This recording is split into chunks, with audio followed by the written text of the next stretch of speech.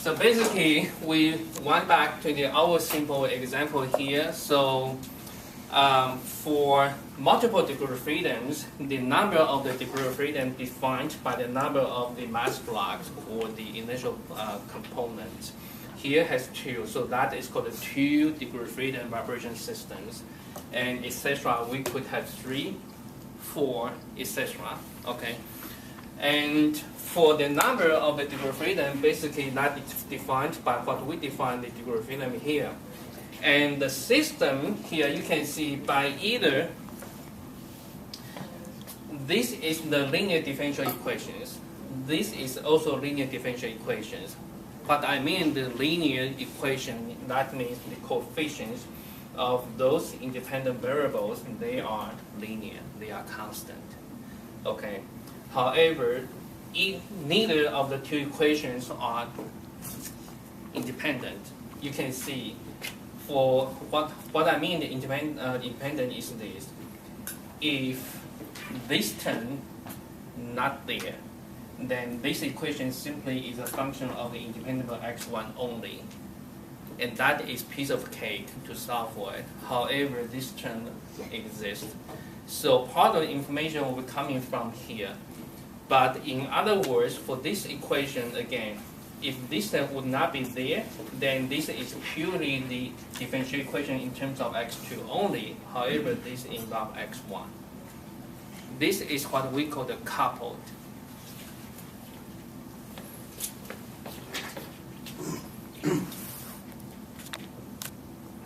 Coupled linear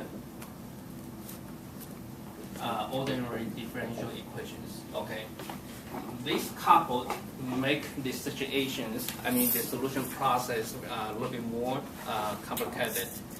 And for the things what you have learned from diff EQ, I don't think you have learned anything how to solve for a set of the coupled linear differential equations. No.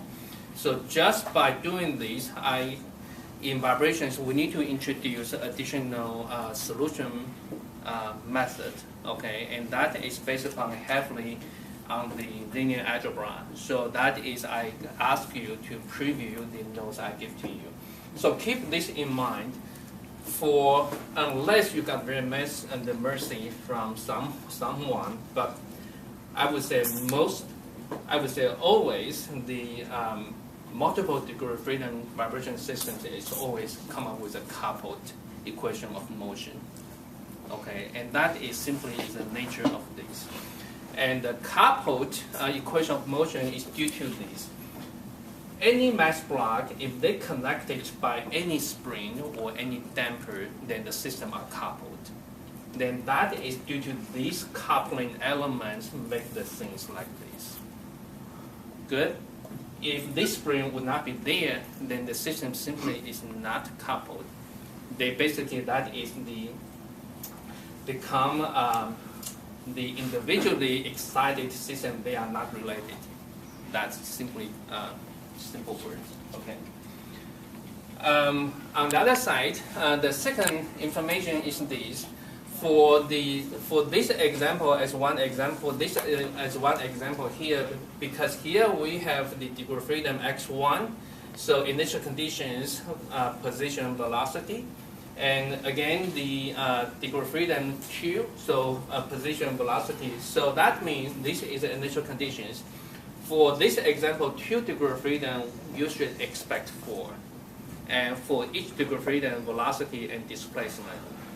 If we would have 3 degree of freedom, then you should expect 6. Okay. In theory, the 2 differential equations, and we have the given for the initial conditions here, then in theory, we can completely solve for x1 and x2 completely, okay, in theory.